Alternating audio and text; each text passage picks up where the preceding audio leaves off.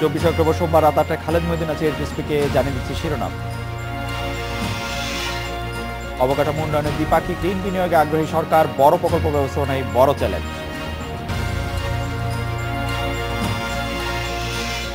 নির্বাচনের জন্য প্রস্তুত আওয়ামী লীগ, শেখ হাসিনা বক্তব্যকে বিপজ্জনক বলছে বিএনপি।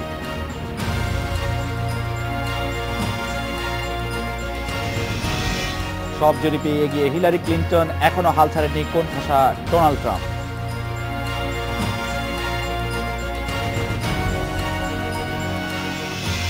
অর্থনৈতিক উন্নয়নের পথে নতুন মোড় নিতে চায় বাংলাদেশ। অবকাঠামো ঘাটতি কাটিয়ে উঠতে উন্নয়ন সহযোগীদের পাশে রেখে দ্বিপাক্ষিক ঋণ বিনিয়োগে আগ্রহী সরকার। এজন্য সড়ক, সেতু ও জ্বালানি খাতে $1 বিলিয়ন প্রকল্পকে অগ্রাধিকার দেওয়া হচ্ছে। বিশ্বমন্দার মধ্যেও গত 5 বছর প্রবৃদ্ধি গড় 6.5% মতো। তবে মোট জিডিপি 29% আটকে আছে দেশি বিদেশি বিনিয়োগ। কিন্তু 8% প্রবৃদ্ধি অর্জনে জিডিপির অন্তত 33% বিনিয়োগ দরকার। এক্ষেত্রে অবকাঠামো ঘাটতিকে এখনো বড় বাধা বলছেন বিশ্লেষকেরা। বিনিয়োগের জন্য প্রয়োজন নিরবিচ্ছিন্ন গ্যাস, বিদ্যুৎ, উন্নত সড়ক, সেতু, বন্দর ও নিষ্কণ্টক জমি। বিষয়টি মাথায় রেখে তৈরি হচ্ছে 100 অর্থনৈতিক অঞ্চল। এসব কেন্দ্রে পৌঁছাতে 4 লেন সড়কের পাশাপাশি হচ্ছে বড় বিদ্যুৎ কেন্দ্র ও গ্যাস টার্মিনাল।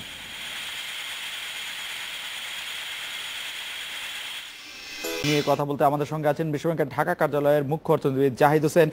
জনাব জাহিদ হোসেন, আমরা বিনিয়োগের পথে যেগুলিকে বাধা হিসেবে মানছি, অর্থাৎ জ্বালানি, নিরবিচ্ছিন্ন বিদ্যুৎ বা জ্বালানি যেটাকে বলি না কেন, অবকাঠামোগত যোগাযোগ, সড়ক, রেলপথের যে যোগাযোগ ব্যবস্থা এবং নিষ্কণ্টক জমি, আমরা যদি এরকম করে বলি, কিন্তু এই বাধাগুলো দূর করার কোনো কর্ম পরিকল্পনা বিশ্ব ব্যাংক বাংলাদেশকে সাজেস্ট করছে কিনা?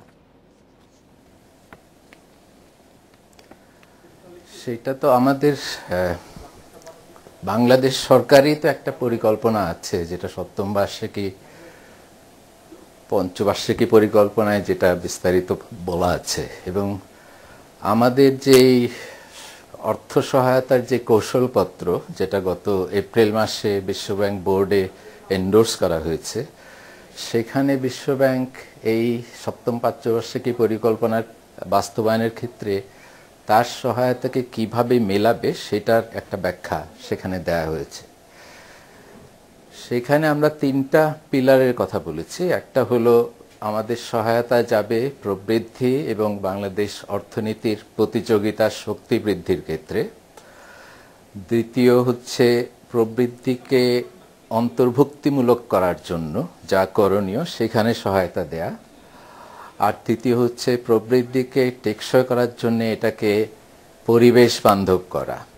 কাজে সেখানে আমরা এই 3টি ক্ষেত্রে আমরা কি ধরনের সহায়তা আগামী 5 বছরে প্রদান করব সেটার বিস্তারিত আলোচনা সেই কৌশলপত্রে দেওয়া হয়েছে এবং সেটা বাংলাদেশ সরকারের সাথে কনসালটেশনের ভিত্তিতে এবং অন্যান্য স্টেক হোল্ডারদের সাথে কনসালটেশনের ভিত্তিতে রচনা করা হয়েছে। জনাব জাহিদ হোসেন, আমি যদি প্রশ্নটি আরেকটু অন্যভাবে করি, আমাদের যে এখন 24,000 মেগাওয়াট বিদ্যুৎ দরকার, আমাদের যদি চাহিদাগুলিকে আমরা অ্যাড্রেস করতে চাই, যে উন্নয়নের দিকে আমরা যাচ্ছি বলে বলছি বিনিয়োগ আকর্ষণ করার জন্য, সেই 24,000 মেগাওয়াট বিদ্যুৎ উৎপাদন করতে হলে আমরা কিভাবে সেটা উৎপাদন করব, সেটিকে আসলে আদৌ সম্ভব কিনা একজন অর্থনীতিবিদ জাহিদ হোসেনের কাছে এটি জানতে চাইছি, যে এইটিকে আসলে সম্ভব নাকি আমরা একটি মানে গ্যারাকলেই থেকে যাব? না, বিদ্যুতের ক্ষেত্রে তো আমাদের নিকট অতীতের যে অর্জনগুলো, সেই অর্জনের কথা যদি 10 বছর আগেও আমি আপনাকে বলতাম, তাহলে হয়তো আপনি খালেদ হয়তো একটু হাসতেন, আপনি প্রায় হাসেন। কাজে এই যে আকাঙ্ক্ষাগুলোর কথা বলা হচ্ছে, সেইটা অর্জন করার জন্য যে কর্মকাণ্ডগুলি আমরা দেখতে পাচ্ছি, সেইটাতে যেটা দেখতে হবে সেটা হচ্ছে আমাদের জাতীয় উৎপাদনের যে হারে প্রবৃদ্ধি হচ্ছে, সেই প্রবৃদ্ধির সাথে বিদ্যুৎ উৎপাদনের প্রবৃদ্ধির সঙ্গতি আছে কিনা। কারণ সাধারণভাবে যেটা দেখা যায় যে প্রবৃদ্ধির তুলনায় বিদ্যুৎ উৎপাদনের প্রবৃদ্ধি প্রায় 1.5 গুণ বেশি হতে হয়, মানে 1.25 থেকে 1.5 গুণের বেশি হতে হয়। নিকট অতীতে আমরা কিন্তু তার কাছাকাছি আসতে পেরেছি এবং আগামীতে আমাদের যে সমস্ত উদ্যোগগুলি নেওয়া হয়েছে বিদ্যুৎ উৎপাদনের জন্য, এবং বিশেষ করে ইদানিংকালে চায়নার সাথে যে সমস্ত চুক্তি এবং সমঝোতা স্মারকগুলি সই করা হয়েছে, সেগুলো যদি ঠিকমতো বাস্তবায়ন হয় এবং ব্যক্তি খাতে এবং সরকারি খাতে বিদ্যুৎ উৎপাদনের অন্যান্য যে উদ্যোগগুলি আছে সেগুলি যদি আমরা বাস্তবায়িত করতে পারি সময় মতো, আমাদের কিন্তু সময় মতো বাস্তবায়নের ক্ষেত্রে একটা সমস্যা আছে। টাইম ওভাররান, কস্ট ওভাররান খুবই নর্মাল একটা ব্যাপার। তাহলে জিডিপি প্রবৃদ্ধির সাথে আমরা বিদ্যুতের উৎপাদনের প্রবৃদ্ধির সঙ্গতিটা বজায় রাখতে পারবো বলে আশা করা যায়। অর্থ প্রতিমন্ত্রী এম এ মান্নান আমাদের সাথে যুক্ত হয়েছেন। জনাব জাহিদ হোসেন মুখ্য অর্থনীতিবিদ বলছিলেন। জনাব মান্নান, আমি টেকনিক্যাল প্রশ্ন করার আগে আপনার কাছে একটু এই বিষয়টি জানতে চাইবো যে বড় বিনিয়োগের ক্ষেত্রে বাংলাদেশের যে বাধা হিসেবে যেগুলি চিহ্নিত করা হচ্ছে বা চ্যালেঞ্জ হিসেবে যেগুলি চিহ্নিত করা হচ্ছে, তার মধ্যে উন্নত সড়ক যোগাযোগ আছে, নিষ্কণ্টক জমি আছে, নিরবিচ্ছিন্ন বিদ্যুৎ আছে, কিন্তু রাজনৈতিক সহিংসতার কথাটি ঠিক আর আলোচনায় আসছে না। কয়েক বছর আগে যেটি খুবই স্বাভাবিকভাবে বাংলাদেশের উন্নয়নের পথে প্রধান বাধা হিসাবে বলা হতো। এর কারণ কি বলে আপনি মনে করেন? এখন আর রাজনীতি বড় একটা প্রভাব আমাদের অর্থনীতিতে রাখবে না, ব্যাপারটি কি এরকমই? আমার তো তাই মনে হয়, আপনি ঠিকই বলেছেন। আগে ওইটাই বড় বাধা ছিল এবং সেটা সবসময় সকাল বিকাল বলা হতো। আমাদের সৌভাগ্য যে এখন যেহেতু সেটা সরে গেছে, বাংলাদেশের মানুষ সেটাকে বাদ দিয়ে দিয়েছে, সেটাকে গ্রহণ করছে না। বাংলাদেশের মানুষ ইতিবাচক রাজনীতির দিকে পুরোপুরি আসছে। এখন অন্যান্য বিষয়কে সামনে আনার একটা চেষ্টা দেখছি এবং তাদের হয়তো বলার অধিকার আছে, যেমন ওইটা হলে ওইটা হবে, ওইটা না হলে ওইটা হবে না, সংশয় সন্দেহ নানা ধরনের থাকতে পারে। We respect all of it. আমাদের ভিউ পয়েন্ট পরিষ্কার, আমাদের প্রোগ্রাম আছে, আমরা কাজ করছি। আমাদের গত 7 বছরের ট্র্যাক রেকর্ড যদি শান্তভাবে নিরপেক্ষভাবে পরীক্ষা করা হয়, তাহলে কেউ আমাদের সম্বন্ধে সংশয় করতে পারবে না। আমার ধারণা আগামীতে আমাদের ট্র্যাক রেকর্ড, আমাদের রোড আরো অনেক ক্লিয়ার হবে।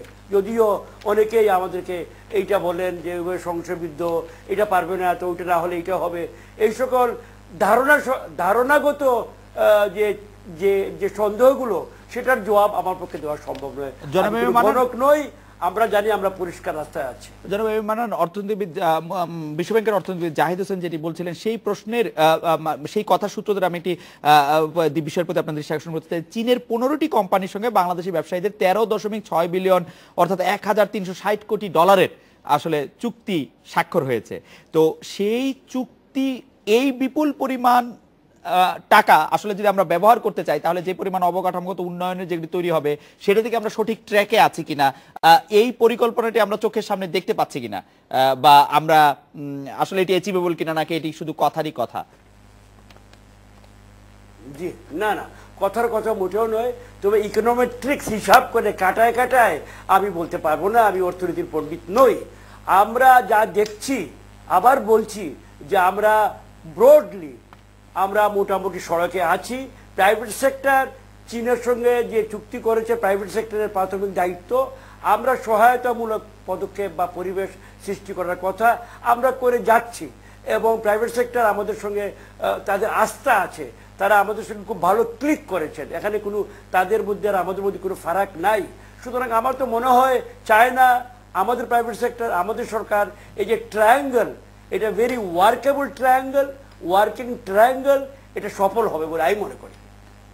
জনাব এম এ মান্নান, আপনাকে এবং জাহিদ হোসেনকে আমি একই প্রশ্ন করতে চাই। আপনি নিশ্চয়ই জানেন যে দক্ষিণ এশিয়ার মধ্যে দ্বিতীয় সর্বোচ্চ বিদেশি বিনিয়োগ হয়েছে আমাদের এই অর্থ বছরে, যেটি হচ্ছে 155 কোটি টাকা থেকে বেড়ে 223.50 লাখ ডলার যেটি হয়েছে। কিন্তু আমরা যদি ভারতের সাথে তুলনা করি, ভারতের 4420 কোটি টাকা বিদেশি বিনিয়োগের তুলনায় এটি কম কিনা, এবং কম হলে সেটি আসলে কেন বলে আপনি মনে করছেন? কম বেশি বলবো না, আনুপাতিক হারে আপনি বিচার করবেন। ভারতের ইকোনমির সাইজ, ভারতের যে প্রবৃদ্ধি, ভারতের যে জিডিপি, ভারতের যে মাথাপিছু আয়, ভারতের যে ভোক্তা বাজার, ভারতের যে অবকাঠামো, তার সঙ্গে যদি আমাদেরটা তুলনা করেন, তাহলে আমাদের প্রকৃত অবস্থাটা আপনারা বুঝতে পারবেন। তবে একটা কথা আমি বিনীতভাবে বলতে চাই, ভারত যদিও আমাদের চেয়ে অনেক বড় অর্থনীতি এবং আগাচ্ছে ঠিকই, কিন্তু আমাদের অ্যাক্সেলারেশনটা, ত্বরণ বা যেটা গতি, ইন্টারনাল গতি, এই মুহূর্তে আমার ধারণা আমাদেরটা বেটার এবং এটা আরো বাড়তে থাকবে। সুতরাং ভারতের সঙ্গে আমি তুলনা যাব না। আমরা মনে করি যে আমাদের স্পিড ভালো এবং এটা আরো বাড়তে থাকবে। ভারতও বাড়বে, ভারত বাড়লে আমরাও বাড়বো, আমরা বাড়লে ভারতও বাড়বে। এই সমস্ত দক্ষিণ এশিয়ার অর্থনীতিগুলোর মধ্যে একটা ইন্টারনাল কানেক্টিভিটি আসবে, সেটার জন্য আমরা কাজ করছি। জনাব জাহিদ হোসেন কি মনে করছেন এই বিষয়ে? ৪,৪২০ কোটি টাকা বনাম ২২৩ কোটি টাকা, এটা কি ঠিকই আছে প্রপোর্শনটা? না, ভারতের সাথে যদি আমরা তুলনা করি তাহলে একটা জিনিস আমাদেরকে স্বীকার করতেই হবে যে আপনি যদি বিদেশি বিনিয়োগ কিসের ভিত্তিতে যায় সেজন্য যে সূচকগুলি আছে, বিশেষ করে গ্লোবাল কম্পিটিটিভনেস ইন্ডেক্স এবং ইজ অফ ডুইং বিজনেস ইন্ডিকেটরসে যদি বাংলাদেশের অবস্থান ভারতের সাথে তুলনা করা হয়, তাহলে প্রায় অনেক ক্ষেত্রে একমাত্র সামষ্টিগত অর্থনৈতিক ব্যবস্থাপনা ছাড়া অনেক ক্ষেত্রেই কিন্তু আমরা ভারতের চেয়ে অনেক পিছনে, বিশেষ করে অবকাঠামোর ক্ষেত্রে এবং প্রাতিষ্ঠানিক দক্ষতার ক্ষেত্রে। কাজে এটা মোটেই অবাক হওয়ার কিছু নেই যে বাংলাদেশে ইভেন জিডিপির অনুপাতে বাংলাদেশে যে বিদেশি বিনিয়োগের হার সেটা ভারতের চেয়ে কম। এর সাথে সাথে আমাদের কিছু নীতিগত কিছু বাধাও আছে, যেমন ধরেন এক্সপোর্ট প্রসেসিং জোনে আপনি পোশাক শিল্পে বিদেশি বিনিয়োগ আনতে পারেন, কিন্তু তার বাইরে কিন্তু এফডিএ জয়েন্ট ভেঞ্চার ছাড়া কিন্তু অ্যালাউড না। কাজে এই ধরনের যে সমস্ত বাধা বিপত্তিগুলি আছে, এবং আমাদের যদিও আমাদের খাতাপত্রে এফডিআই পলিসিটা খুব উদার, কিন্তু এটা প্রয়োগের ক্ষেত্রে কিন্তু অনেক অসুবিধার সম্মুখীন হতে হয়। যে এগুলো যদি আমরা দূর করতে না পারি তাহলে বিদেশি বিনিয়োগ যে পরিমাণে আমাদের দরকার সেই পরিমাণে পেতে আমাদের অনেক সময় লেগে যাবে। জনাব এম এ মান্নান এবং জনাব জাহিদ হোসেন, আমরা একটা বিরতি নিচ্ছি। বিরতির পর যখন ফিরে আসবো তখন এই যে নীতিমালা নিয়ে একটি বিষয় জানতে চাইবো যে আমাদের নীতিমালা আসলে ব্যবসায় বান্ধব হয়েছে কিনা। প্রায় আমরা আগে শুনতাম যে আমাদের নীতিমালা ব্যবসায় বান্ধব না। আর আমি একটি সরল প্রশ্ন করতে চাই, ব্যবসা করার জন্য বাংলাদেশ ভালো দেশ নয়, বাংলাদেশে ব্যবসা করতে গেলে অনেক রকম আমলাতান্ত্রিক জটিলতায় পড়তে হয়, এই প্রপঞ্চটি এখন আর সঠিক কিনা? আমরা একটা বিরতি নিচ্ছি, বিরতির পর ফিরে আসছি আপনাদের কাছে।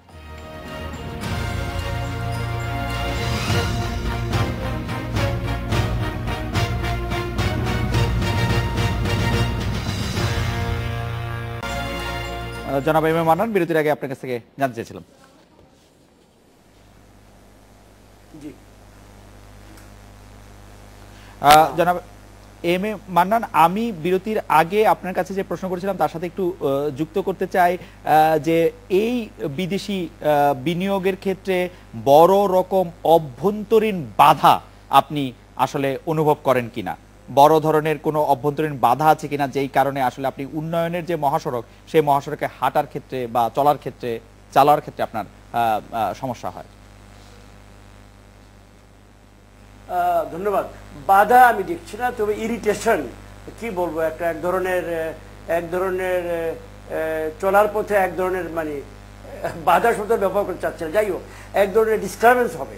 ডিস্টারবেন্স তো আপনি একটা বড় ডিস্টারবেন্স রাজনৈতিক এটা কেটে গেছে, আরও কিছু আমাদের অন্তর্নিহিত ডিস্টারবেন্স আছে, স্বীকার করে নেওয়া ভালো। আমলাতান্ত্রিক একটা ব্যাপার আছে, এখানে প্রায়শ বলা হয়, এর মধ্যে কিন্তু বেশ সত্য আছে, আমি অস্বীকার করবো না। এর কারণও হলো অনেকগুলা অতীতকালের আইন ব্রিটিশ সময়কার, পাকিস্তান সময়কার তৈরি করা হয়েছিল ওই সময়ে, ওই কারণগুলো দুর্বৃত হয়ে গেছে, কিন্তু আইনগুলা বইয়ে এখনো আছে। যেহেতু আইনগুলা বইয়ে আছে, বিধানগুলো আছে, আমলাতন্ত্রকে সেটাকে মেনে চলতে বাধ্য। এইটাই তাদের ট্রেনিং, এইটাই অনেক সময় বাধার কারণ হয়ে দাঁড়ায়। আমরা আইনের সংস্কার খুব বেশি প্রয়োজন, সংস্কারে হাত দিয়েছেন সরকার, সংস্কার করছেন, তো সংস্কার সবসময়ই পেইনস্টেকিং, স্লো এন্ড পেশেন্ট কাজের দরকার হয়। আমি আশা করব যে আমরা এটা করতে পারবো। জনাব মান্নান, বিরতির আগে জাহিদ হোসেন ফরেন ডাইরেক্ট ইনভেস্টমেন্টের নীতিমালার প্রসঙ্গে বলছিলেন। আমি জানতে চাইছিলাম যে ব্যবসা করার ক্ষেত্রে বাংলাদেশ যথেষ্ট ব্যবসা বান্ধব নয়, কারণ হচ্ছে আমলাতান্ত্রিক জটিলতার কথা, এই কথা এখনো বলা যাবে কিনা, নাকি বাংলাদেশ একটু ব্যবসা বান্ধব হয়েছে?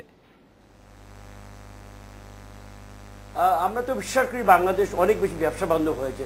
এর একটা প্রধান কারণ হলো যারা ব্যবসায়ী, সারা দেশে ব্যবসায়ী সমাজ, তাদের যে একটা ব্যবস্থাপনা আছে, এফবিসিসিআই, ডিসিসিআই, এমসিসিআই যাই বলুন না কেন, তাদের সঙ্গে সরকারের সম্পর্কটা অত্যন্ত নিবিড়। বিজিএমইএ বলুন, বিকেএমইএ বলুন, অত্যন্ত নিবিড়। তার মানে কি, তাদের সঙ্গে আমার দৈনন্দিন কথাবার্তা হচ্ছে, যেখানে ডায়ালগ আছে, কথাবার্তা হচ্ছে, তারা নৈতিকভাবে আমাদেরকে সমস্যাটা নিয়ে আসতে পারছেন, আমরা চেষ্টা করছি সেগুলো মোকাবেলা করার জন্য। তবে যখন আগেই বলছিলাম, কিছু আইন কানুন আমাদের বই এখনো আছে যেগুলো বাধা হয়ে দাঁড়ায়, সেগুলোকে আমরা সরাবার চেষ্টা করছি, কাজ হচ্ছে। আমার বিশ্বাস যে এগুলোও অচিরেই দূরীভূত হবে এবং এই সকল বাধা যেগুলোকে আপনি বাধা বলছেন সেগুলো থাকবে না। জনাব জাহিদ হোসেন, আপনি কি একমত এই বিষয়ে যে বাংলাদেশ অনেক বেশি ব্যবসা বান্ধব হয়েছে আগের তুলনায়? আমি ব্যবসা বান্ধবের যে সূচকগুলি আছে এগুলি তো ব্যবসায়ীদের সাথে আলোচনায় করেই সূচকগুলি নির্ধারণ করা হয়। সেখানে কিছু ক্ষেত্রে কিছু উন্নতি থাকলেও সার্বিকভাবে কিন্তু আমাদের প্রতিযোগী দেশরা যেভাবে এগিয়ে যাচ্ছেন সেইভাবে আমরা কিন্তু অন্তত ওই সূচকে এগোতে পারিনি। তবে আপনার প্রথম প্রশ্নটা আপনি যদি একটু অনুমতি দেন আমি আলোকপাত করতে চাই। সেটা হলো যে যেটা মান্নান ভাইকে আপনি করেছেন যে উন্নয়নের সড়ক পথে আপনার বাধা আছে কিনা। এখন বাধা বলতে যদি মনে করা হয় যে আপনি এগুতে মোটেও পারবেন না, সেই অর্থে হয়তো বাধা নেই, মানে বাংলাদেশ তো এগিয়ে যাচ্ছে, কিন্তু পথটা অনেক সরু এবং এখানে অনেক কনজেশন হচ্ছে।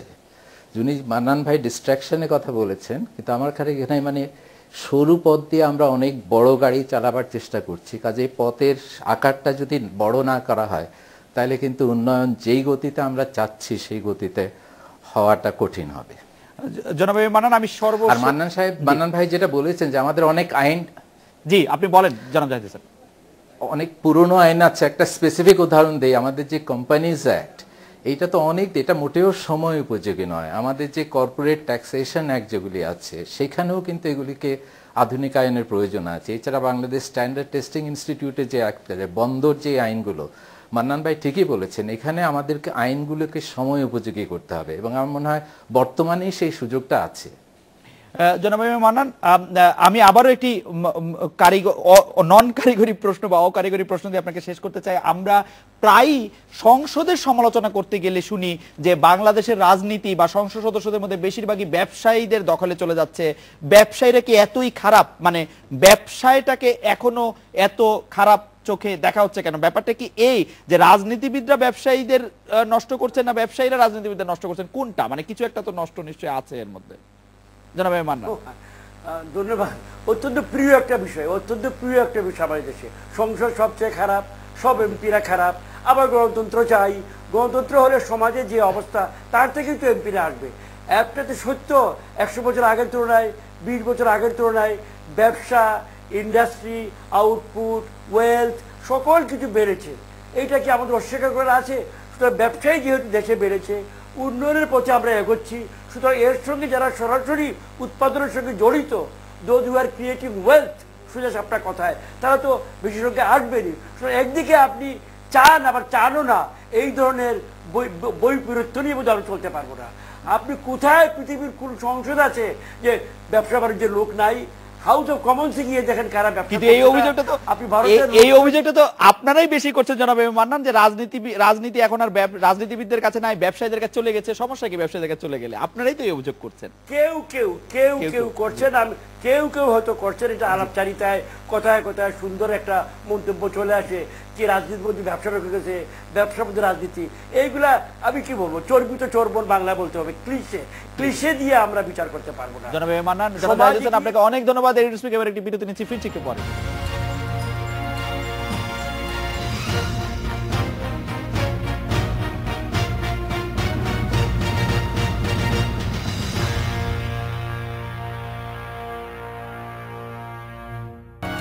দল সুসংগঠিত করে আগামী নির্বাচনের জন্য প্রস্তুত হতে নেতাকর্মীদের নির্দেশ দিয়েছেন আওয়ামী লীগ সভাপতি শেখ হাসিনা। সন্ধ্যায় গণভবনে কাউন্সিলরদের সঙ্গে এক মত বিনিময় সভায় এই নির্দেশনা দেন তিনি। শেখ হাসিনা বলেন, সেবার মাধ্যমে জনগণের মন জয় করতে হবে, উন্নয়নের তথ্য তুলে ধরতে হবে সবার কাছে। ভূমিহীনদের সহায়তার জন্য কাউন্সিলরদের কাছে তালিকা চান প্রধানমন্ত্রী। জানান, দেশের দারিদ্র্য শূন্যে নামিয়ে আনতে কাজ করছে সরকার। এছাড়া জঙ্গিবাদ মোকাবেলায় শিক্ষার্থীদের বিষয়ে অভিভাবকদের সচেতন হওয়ারও আহ্বান জানান তিনি। এ নিয়ে কথা বলতে আমাদের সাথে আছেন খুলনা থেকে বিএনপি সাংগঠনিক সম্পাদক নজরুল ইসলাম মঞ্জু এবং আছেন বগুড়া জেলা আওয়ামী লীগের সহসভাপতি মোহাম্মদ আব্দুল মতিন। মঞ্জু ভাই, আওয়ামী লীগের নেতা কর্মীদেরকে কাউন্সিলের মধ্যে আগামী নির্বাচনের প্রস্তুতি নিতে বলেছেন শেখ হাসিনা। এই নির্দেশনাকে আপনি কিভাবে দেখছেন মঞ্জু ভাই? আমরা এটাকে স্বাগত জানিয়েছি, কারণ আমরা মনে করি যে বাংলাদেশে একটি অর্থবহ নির্বাচনের মধ্যে দিয়ে গণতন্ত্র সুসংগত হবে এবং যে নির্বাচনগুলি হয়ে গিয়েছে জনগণ এই নির্বাচন চায়নি।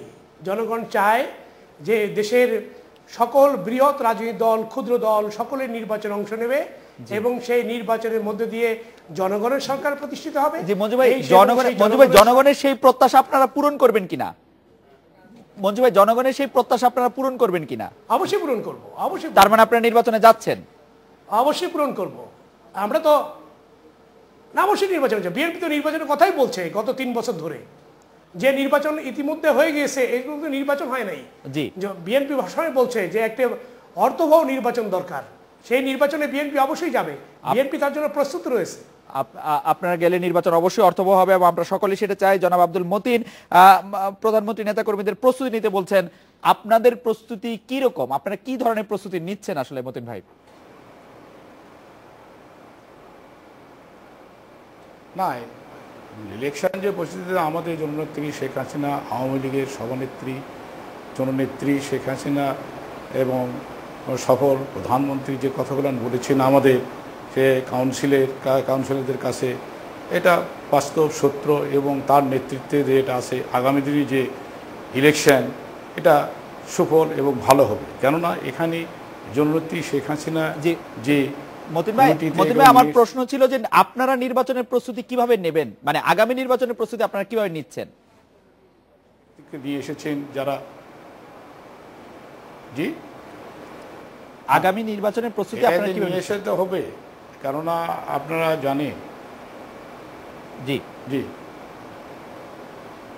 এটাকে প্রস্তুতি তো ভালো হয়। এখন আমাদের কথা হলো গণতন্ত্রের, উনি বলেছেন যে আসছে ইয়ং যে জেনারেশন, যে কমিটি আমাদের হয়েছে, এই কমিটিকে সচল এবং সক্রিয়ভাবে যারা আছে তারা অ্যাক্টিভ এবং সক্রিয়ভাবে কাজ করবে এবং জননেত্রী শেখ হাসিনার হাতকে শক্তিশালী করে আগামী দিনে যে নির্বাচন জেতার জন্য কাজটা কি আসলে, মানে কি কাজ করতে হয় নির্বাচন জিততে হলে? মতিন ভাই, সবাই একসাথে কাজ করবে সেটা ঠিক আছে, তরুণদের নেতৃত্বে কাজ করবেন সেটাও ঠিক আছে, জনগণের কাছে যেতে হবে, জনগণের আস্থা আনতে হবে।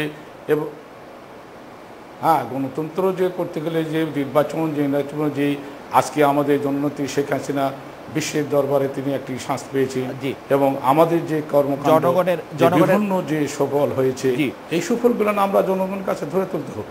জনগণের আস্থাটাই এখানে বড় কথা। মঞ্জু ভাই, জনগণের সাথে বিএনপির সংশ্লিষ্টতা কতটুকু, এই বিষয়ে আপনাদের পরবর্তী কর্ম পদক্ষেপই বা কি হবে? মঞ্জু ভাই, বিএনপির সাথে জনগণের সম্পর্ক আছে। সম্পর্ক এই জন্য আছে যে বিগত 5 নির্বাচনে বিএনপি বয়কট করায় দেশের অন্য কোনো গণতান্ত্রিক দল নির্বাচনে যায়নি এবং জনগণও ভোট কেন্দ্রে যায়নি এবং জনগণ অর্থবহ নির্বাচন চায়। এই ধরনের সাজানো পাতানো ভোট ডাকাতির দখলের নির্বাচন আপনারা মনে করছেন যে বিএনপির জনসংশ্লিষ্টতা রয়েছে যেহেতু 5 জানুয়ারি নির্বাচনে ভোট দিতে যায়নি, কিন্তু এর কারণ কি আপনারা যে ভয় দেখিয়েছেন সেই ভয়ে যায়নি, এটিকে একটি কারণ হতে পারে? না না, কোনো প্রকারই না, কোনো প্রকারই না। আপনি একটা জিনিস দেখেন না, দেশে একটি সংসদ আছে, সংসদ অচল, যেখানে জনগণের কথা আলোচনা হয় না, জনগণের প্রত্যাশা পূরণের রাজনীতি যেখানে নাই, সংসদে শুধুমাত্র তাদের গুণগান করা হয়। মঞ্জু ভাই, সংসদ অচল এটি বিএনপির পক্ষ থেকে বলা একটু করে, কারণ বিএনপি তো সংসদে যেতই না, এবং যতখানি সময় যেত ততখানি সময় ওয়াকআউট করতো। সংসদ চললেই কি অচল থাকলেই কি, সংসদের কথা কে ভাবে? আমরা গিয়েছি, আমরা অনেক কথা বলেছি, কিন্তু সেই কথা কখনোই শুনে নাই, সেই কথা কখনোই শোনা হয়নি। মতিন ভাই, আমি খুব সংক্ষেপে আপনার কাছে জানতে চাইবো, জনগণ আওয়ামী লীগের কাছ থেকে আসলে কি চায়, প্রত্যাশাটা কি জনগণের?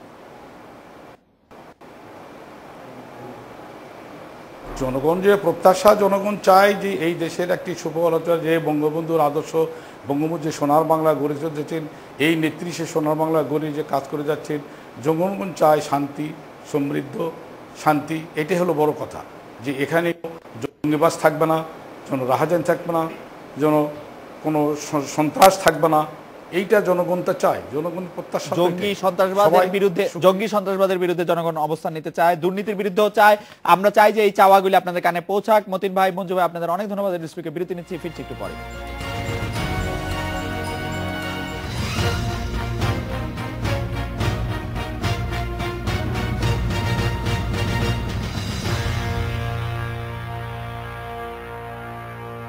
যুক্তরাষ্ট্রের প্রায় সব জরিপেই ডোনাল্ড ট্রাম্পের চেয়ে এগিয়ে রয়েছেন হিলারি ক্লিন্টন। সবশেষে এবিসি নিউজের প্রাক জরিপেও 50% ভোটারের সমর্থন নিয়ে এগিয়ে আছেন হিলারি, আর ট্রাম্পের পক্ষে সমর্থন 38%। এই নিয়ে কথা বলতে আমাদের সাথে বার্তা কক্ষ থেকে যোগ দিচ্ছেন সহকর্মী নুসরাত জেরিন। ট্রাম্প বারবার বলে যাচ্ছেন যে এইসব জরিপ আসলে ডেমোক্রেটদের বা যারা তাকে পছন্দ করেন না তাদের বানানো একটি সংখ্যা, বানানো সেসব জরিপ। আপনার কি মনে হয় ডোনাল্ড ট্রাম্প যে জরিপগুলিকে বাতিল করে দিচ্ছেন সেগুলি আসলেই মার্কিন যুক্তরাষ্ট্রের জনগণের প্রতিনিধিত্ব করছে কিনা? আসলে যেরকম আমরা গত মাসে যখন প্রথম তাদের প্রেসিডেন্সিয়াল ডিবেট হয়, ডিবেটের পর থেকেই কিন্তু বিভিন্ন জরিপে হিলারিকে আমরা দেখতে পাচ্ছি যে হিলারি অনেক এগিয়ে আছেন ট্রাম্পের থেকে। তো এই সময় বিশেষ করে লাস্ট যে ডিবেটটা হয়েছে, লাস্ট ডিবেটে অনেকটাই বলা চলে যে ট্রাম্পের একটা শেষ সুযোগ ছিল তার প্রচারণা চালানোর বা তার পক্ষে তার পরিকল্পনাগুলো তুলে ধরার, সেটা কিছুই করতে পারেনি এটাই বলা হচ্ছে, কারণ ব্যক্তিগত আক্রমণটাই ছিল বেশি। তো যে জিনিসটা দেখা গেছে যে ট্রাম্পের যে পলিসিগুলো বলা হচ্ছে, লাস্ট প্রেসিডেন্সিয়াল ডিবেটে হিলারির পলিসিগুলো অনেক বেশি স্পষ্ট ছিল ট্রাম্পের তুলনায়। তো এরপরে কিন্তু জরিপের ব্যবধানটা অনেক বেড়ে গেছে। যেরকম শেষ যে আমরা এবিসির যে ইয়াটা দেখতে পাচ্ছি সেটাতে হিলারির পক্ষে সমর্থন হচ্ছে 50% দেখতে পাচ্ছি। তো আসলে বিষয়টা হচ্ছে ট্রাম্প যেটা দাবি করে আসছে, যেটা ডেমোক্র্যাট শিবিরের আসলে প্রচারণা, মিথ্যা প্রচারণা তার বিরুদ্ধে, কিন্তু যেটা যদি আমরা একটু পেছনে যাই বা তার পুরা প্রচারণার পর থেকে তার অবস্থান যদি আমরা দেখি, তাহলে রিপাবলিকান যে হাউস স্পিকার আছেন পল র্যান, তিনি সহ 3 শতাধিক রিপাবলিকান সমর্থন কিন্তু ট্রাম্পের উপর থেকে চলে গেছে। তো সেক্ষেত্রে আমরা খুব স্পষ্টভাবে বলতে পারি যে পুরোপুরি যে ডেমোক্র্যাটদেরই একটা ষড়যন্ত্র উনি বলছেন, সেটা আসলে ঠিক খাটে না। আর সবশেষ যে একটা বিষয়টা ছিল যে নারীদের বিষয়ে তার যে অশোভন আচরণের কথা যেটা বলা হচ্ছিল তার মন্তব্য, এরপরে কিন্তু আসলে জরিপের ব্যবধান অনেক বেড়েছে। আর শেষমেশ যেটা দেখা গেছে যে নারী ভোটার যারা আছেন, নারী ভোটারদের সমর্থনের দিক থেকেও কিন্তু হিলারি অনেকটা এগিয়ে আছেন। আপনাকে অনেক ধন্যবাদ। এই ছিল আজকের রেডিও স্পিকে আমন্ত্রণ আমাদের পরের আয়োজনে।